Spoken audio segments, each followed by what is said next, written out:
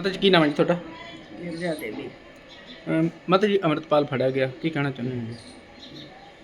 यही कहना चाहूँगी कि जो प्रशासन मेरे से बोल रहा था कि उसको ले आएंगे, मुझे यकीन हो गया कि हाँ आ गया वो। उसे अब सज़ा मिलेगी, मुझे भी संतुष्टि होगी कि हाँ ये पकड़ा गया। और क्यों पकड़ा गया कि ये भागा हुआ था क्राइम करके, अब आया है ये। अब मुझे भी पता लगे कि मेरी बेटी को मारा क्यों था, क्या कसूर मेरी बेटी का था। सोशल मीडिया पर सारे काम करते हैं तो क्या सारे को मार देगा? तो उस परिवार को मारा जिसको जानता था कि हाँ इसके पीछे कोई नहीं है, कुछ कर नहीं सकते, और कोई नहीं था तेरे को मारने के लिए। ये मजबूर समझ के हमें, गरीब समझ के हमें हमारे बेटी को मारा कि ये लोग कुछ नहीं कर सकते, मैं चाहे जैसे मर्जी रहूँगा, तो जैसे मर्जी भाग जाऊँगा, नहीं आऊँगा कुछ दिन। बोलता भी था कि 5-4 साल जड़ा मैं जेल ते लाऊंगा, 5-7 नू और रगड़ के जाऊंगा। लेकिन मुझे प्रशासन के ऊपर पूरा विश्वास हो गया कि जो उन्होंने विश्वास दिलाया था कि मैं माता तानो इंसाफ दिलाऊंगा, वो करके दिखाया।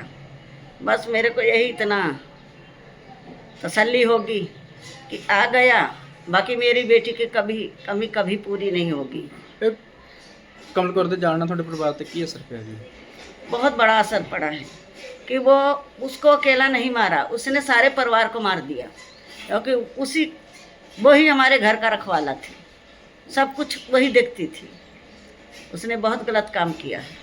जो उससे शिकायत थी वो मेरे को आके बोलता, क्योंकि मेरे को बोला नहीं, मेरे घर में आया, मेरे सामने आया, तब भी मेरे को उसकी शिकायत नहीं बताया कि मैं इसको वीडियो बनाने के पीछे मारा हूँ।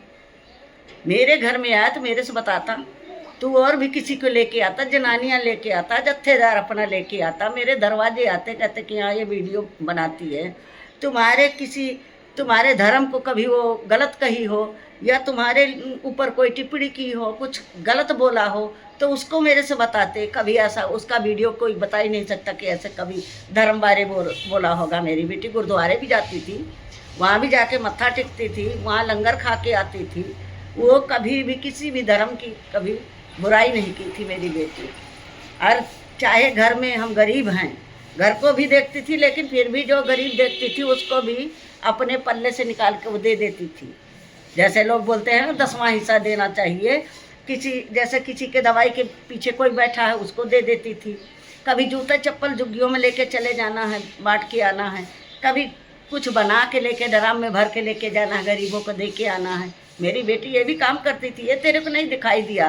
मेरी बेटी को जो तू इतना बेरहमी से खून किया, जिसको कि बोलते कमर कस्सा, तो वो खबर में मैंने सुना है कि कमर कस्सा तो कहते हैं कि किसी बहन बेटी के इज्जत ढांकने के लिए होती है, तब उसको उतार के उसके ऊपर डाल देते हैं।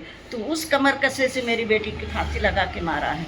ਕੀ ਸਜ਼ਾ ਦੀ ਮੰਗ ਕਰਦੇ ਹੋ? ਪ੍ਰਸ਼ਾਸਨ ਤੋਂ ਕੀ ਮੰਗ ਕਰਦੇ ਹੋ? मैं प्रशासन से यही मांग करूँगी कि जैसे मेरी बेटी को, वो मैं कह नहीं सकती, अपनी ज़बान पे नहीं लाना चाहती, मैं खबरों में सुना है कि मेरी बेटी की आँख बाहर आ गई थी, मैंने खबर में सुना है।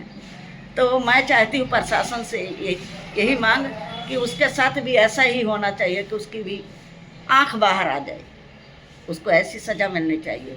जितने इंसान थे ये कांड करने में, उनको सबको मैं आपको कहूँगी कि आप इस रास्ते जाओ, और वो रास्ता गलत है, आपको पता है कि ये गलत करवा रहा है, आप करोगे वर्क काम।